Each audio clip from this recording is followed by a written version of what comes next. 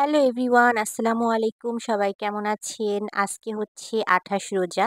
আমি যদিও পরের দিন ভিডিওটা আপলোড করছি। তো ২৮ রোজাতে আমরা সবাই স্কুল এবং কলেজের ফ্রেন্ডরা সবাই মিলে একসাথে ইফতার মাহফিলে একত্রিত হয়েছি এবং অনেক সময় সুন্দর একটা দিন কাটাইছি। আর এখানে আমার বান্ধবীকে আমি বলছি, "তোকে কিন্তু আমি ব্লগের মধ্যে নিয়ে নিয়েছি।" ও বলছে, "আচ্ছা ঠিক আছে, সমস্যা নাই, নিয়ে নে।" তো যাই হোক, আমি অনেক বেশি হ্যাপি ছিলাম। আমরা দ্য কেক স্ট্যান্ডে সবাই একত্রিত হয়েছিলাম এবং অনেক দিন পরে বান্ধবীরা মিলে, বন্ধুরা মিলে সবাই মিলে একসাথে ইফতারি করলাম এবং অনেক বেশি মজা করলাম। তো অনেক বছর পর যেহেতু স্কুল জীবন থেকে এবং কলেজ জীবন থেকে চলে আসার পরে আসলে সবাই সবার কাজে, সংসারে ব্যস্ত হয়ে যায়। এভাবে কখনো আসলে মিট আপ করা হয় না। হয় মাঝে মধ্যেই আমরা করার চেষ্টা করি।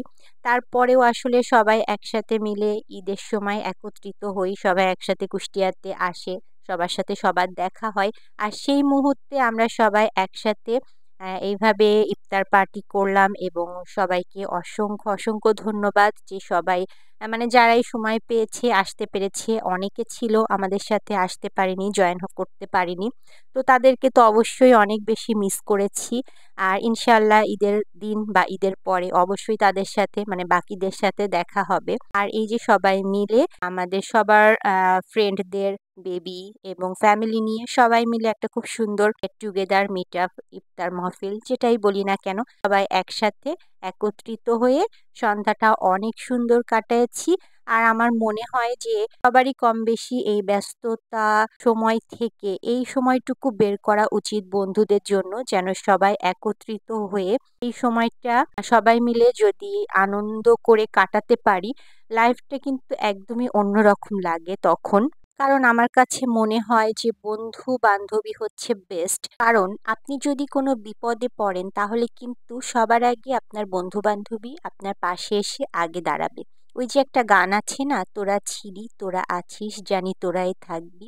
গানটা কিন্তু একদমই সত্যি কথা। আর তাই আমার মনে হয় যে এত ব্যস্ততার সময় থেকে, এত ঝামেলা, এত টেনশনের দিন থেকে কিছুটা মুহূর্ত যদি ফ্রেন্ডদের জন্য বের করে নেওয়া যায় তাহলে কিন্তু মন্দ হয় না।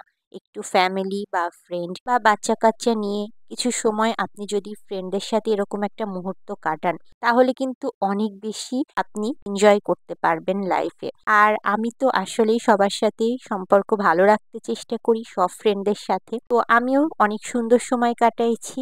আর এই মুহূর্তগুলো আপনাদের সাথেও একটু শেয়ার করলাম। জানি না কার কেমন লাগবে, তবে আমি অনেক অনেক ভালো একটা সময় কাটালাম। আর আপনারাও সবাই ছোটবেলার বন্ধুদের সাথে খুব সুন্দর একটা সময় কাটান। আর আমার ভিডিওটা কেমন লাগলো অবশ্যই জানাবেন। সবাই ভালো থাকবেন। আল্লাহ হাফেজ।